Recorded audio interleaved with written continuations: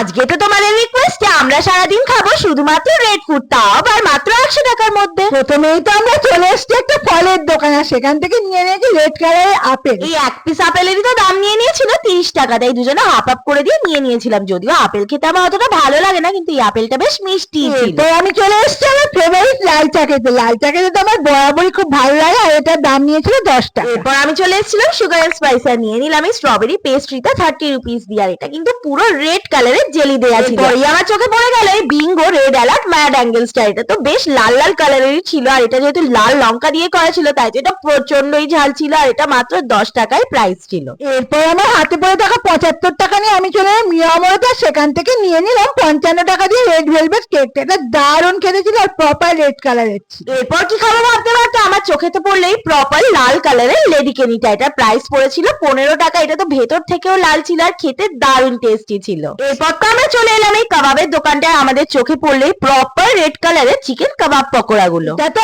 এক প্লেটে ছিল 4 পিস, দাম নিয়েছিল 40 টাকা। আমরা হাফ হাফ করে দিয়ে নিয়ে নিয়েছি। দেখে তো বুঝতে পারছো এটা খেতে ছিল দারুণ টেস্টি। এইভাবে আমার 100 টাকাটা কমপ্লিট হলো। লাস্টে আমার হাতে পড়ে থাকে 10 টাকা দিয়ে আমি তো নিয়ে নিলাম এই চেরি ললিপপটা। খেতে এটা একদমই ভালো ছিল না, কিন্তু এভাবেই চ্যালেঞ্জটা কমপ্লিট করলাম।